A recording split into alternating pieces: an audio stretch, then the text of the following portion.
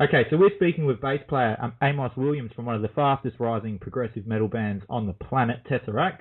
Hi Amos, how are you? Good, man. How's it going? Very good. TesseracT's highly anticipated third album, Polaris, is released on September 18. How has the band evolved since the release of Altered State back in 2013? Well, there was quite a big jump between our first album and our second album in terms of evolutionary development. And that was mainly down to traveling a lot and touring and learning what works on the stage and learning what we were happy to play on over and over again whilst we toured. So having done that again since Altered State, between Altered State and Polaris, we've sort of come to a stage where we're quite happy with the way things are. So there's not going to be much of a jump between the development between Altered State and Polaris, but we've kind of focused quite a lot on the input of production that's going on in the record, and also the details of the storytelling and how we can best portray what we're trying to say and present it as well, compared to what happened just before and what's going to happen just after, just to make sure we are giving everybody the greatest impact that we can at that particular time. So I wouldn't expect anything massively different from Altered State, but I would certainly expect something that's a bit richer and has more depth and certainly has a lot more elements going on in it. Excellent. So the album marks the return of vocalist Dan Tompkins. Would you say TesseracT is a stronger band with him in it? It's a weird one, because I wouldn't say there's anything inherently weaker when we were working with Ash. It's just that this is the lineup that we started this band with publicly, that we went through all the difficult times with London touring in a tiny small van. So we're kind of like a family almost. We have this unspoken and unnoticeable bond to other people, but it's there, and it's something, I guess it is very much like family. So it's very comfortable and very relaxing to be on stage with this moment, and very fun as well, because you can rely on everybody in the band to do exactly what they need to do. And it's exciting as a result, because you know that you're going to continue expanding and getting better and working harder and achieving more as a result. Absolutely. And obviously fans in Australia will have a chance to hear Dan back with the band in person when they arrive on the shores of this October. How many tracks from the new album can we expect to hear? So we will definitely be doing 3 new tracks, but we're going to try and maybe get a 4th from in there. It's always tough when you're promoting a new album so close to the release, because people don't necessarily know their stuff. And I don't know how many times you've been to a gig and you're like, why's the band playing all these new songs? I want to hear the old classic songs that I love. And so we've kind of learned over the years that you've got to do a bit of both.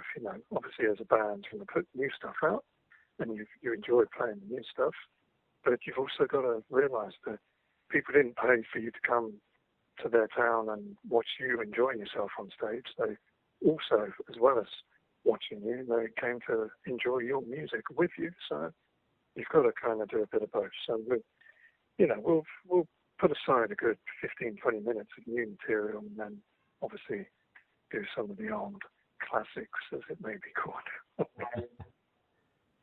It sounds like a very fine balance that you have to try and keep there. But luckily fans have already had the chance to hear the track Messenger. How's their response to that been so far?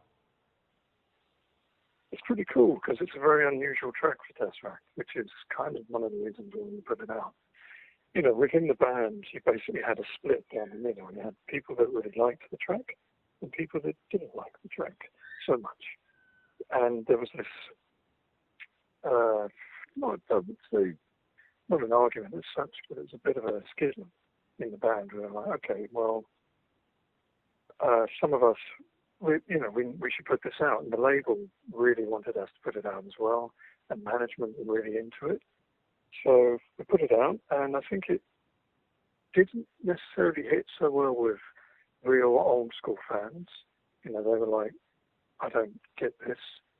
But it went down really well with fans that sort of came up with us on state, and also the new fans. It's done really well with them, so it's quite exciting. I think it's one of those that's been a grower, though, that old fans have come around and have been like, oh, it's still the same TesseracT, just had a slightly different edge to it. But that doesn't sound like anything else on the album. So no, it was an interesting track to put out, but we felt it was a good one to put out because it would really grab people's attention.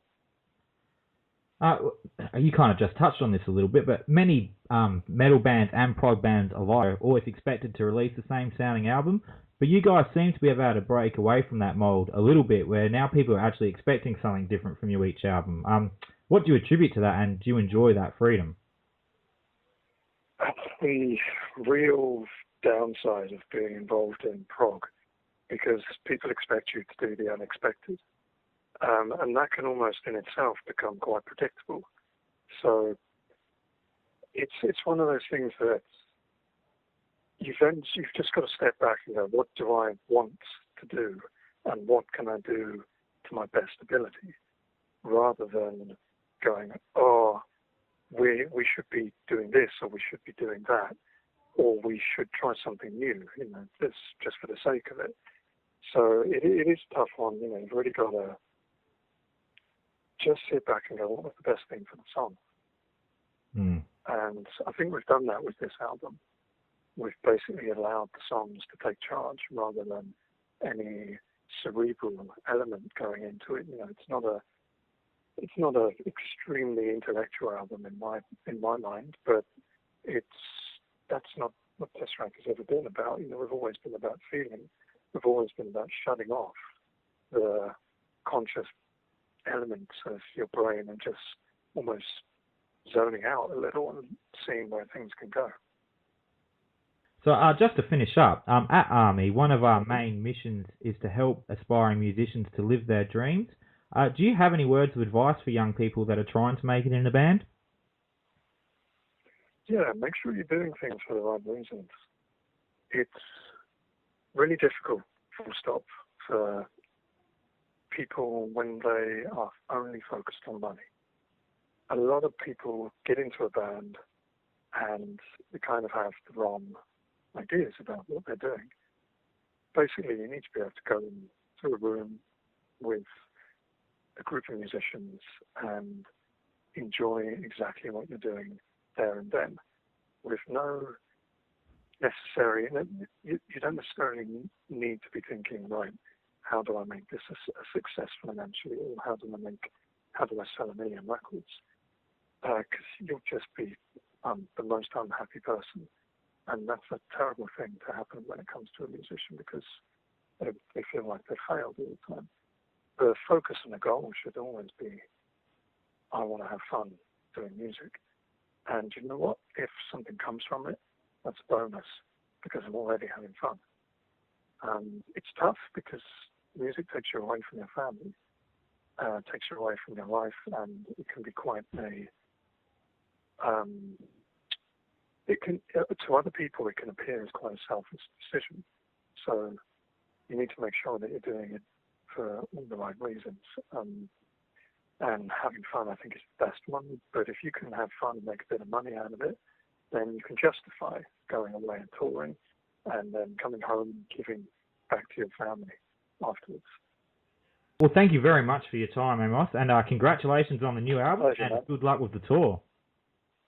Cheers, man.